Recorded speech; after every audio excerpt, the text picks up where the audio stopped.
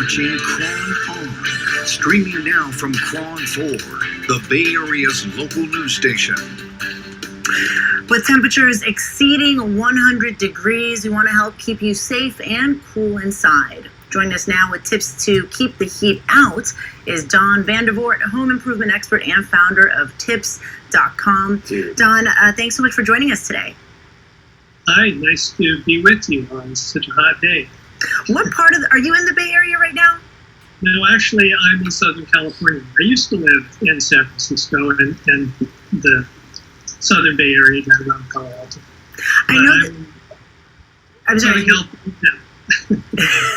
No, I know this heat wave is kind of hitting the whole West Coast. I have family down in Los Angeles, and they say it's extremely hot too. So these tips are going to be useful all across the up and down the West Coast of the United States.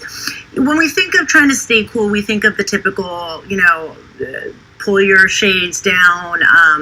Obviously, don't turn on the heat. Don't turn on the oven. Are there any tips that you can kind of let us know about that maybe that aren't so isn't obvious?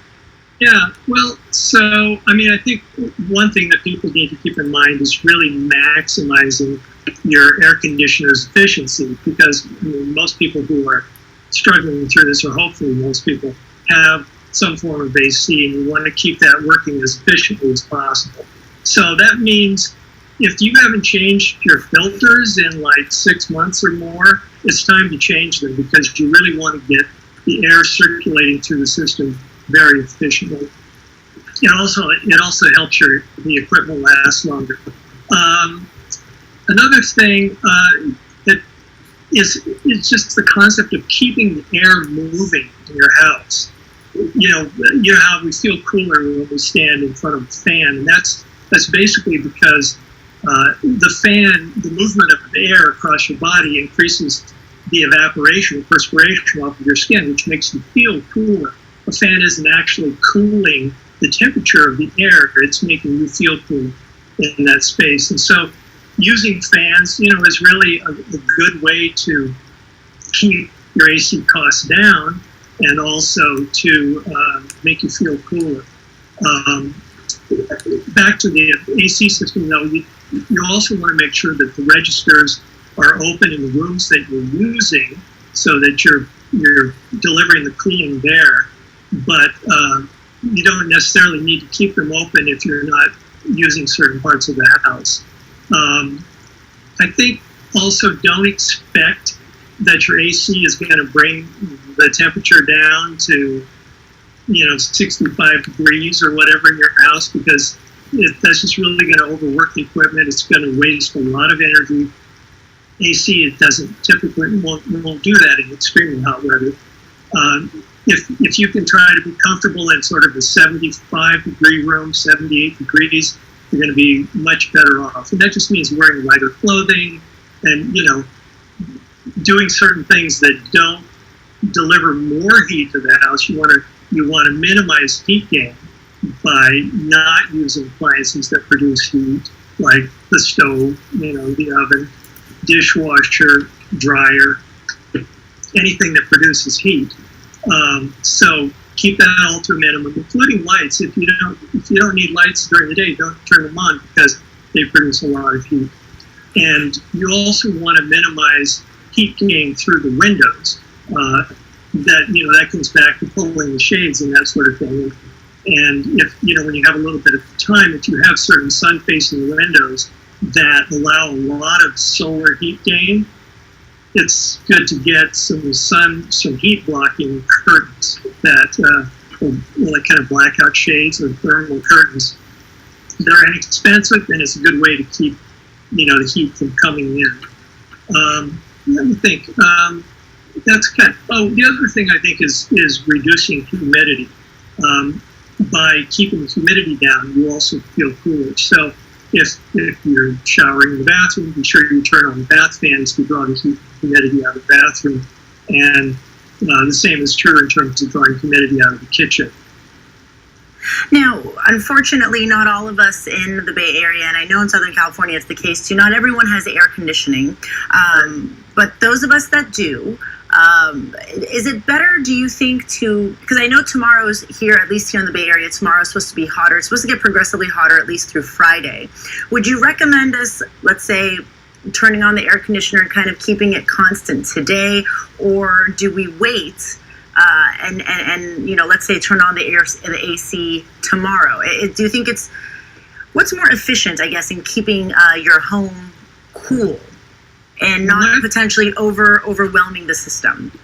Yeah. So my strategy generally is to open up the house at night and let it cool down naturally. That's provided that it cools down outside enough to make it worth doing that. Because one of the things that the air conditioner is doing is pulling the humidity out of the air, dehumidifying. And once you open up the house, you lose that. The air in the house becomes humid again. But if the temperature outside drops far enough to allow some cooling to come in through the windows, I think you're better off cooling the house down naturally, and then kind of waiting in the morning until the heat starts to rise, and then turning the AC on. And obviously, if you're not going to be home, don't turn the AC on, because you're just really going to waste a lot of energy doing that. All right, so we do have a full screen we want to pull up for our viewers at home to just kind of do a recap of what you can do to keep your home cool in a heat wave. The first one, maximize your AC's efficiency. Don was saying, check your filter. It may have to be changed. If the filter needs to be changed, that'll make your air conditioning unit more efficient and probably help cool down the house quicker. Keep the air moving with fans. For those of us that don't have air conditioning, I definitely don't. Avoid using heat-producing appliances such as a dishwasher, your oven, your washer and dryer unit. Wait until things cool off before using those.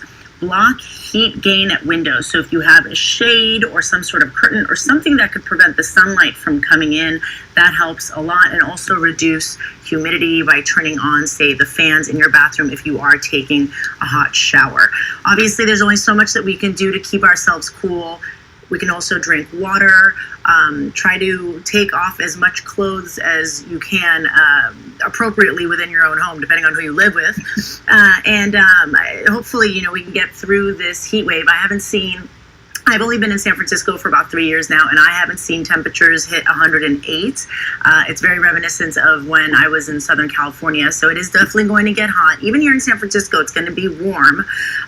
So these are definitely helpful tips to kind of keep in tow within these next few days. Dawn, is there anything else you think is important, worth noting with regard to kind of how to stay cool during this heat wave?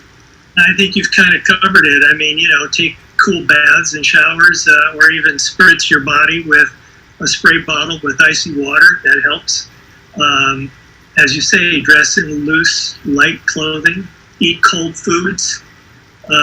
You can even set up a fan with a bowl of ice and blow some cool air across it. That's really old school, but it works.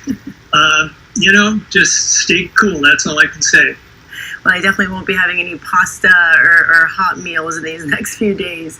Don, thanks so much for joining us. My pleasure. Thank you. And as we talk about this weather, let's check in with the expert chronometeorologist, Mabrisa Rodriguez. She is tracking these extreme temperatures for us. Mabrisa? Yeah, today is the official start, Sanaz, of our mini heat wave, and temperatures are already warming up, not just along the coast, but especially our inland valleys, tracking widespread low to mid-90s there.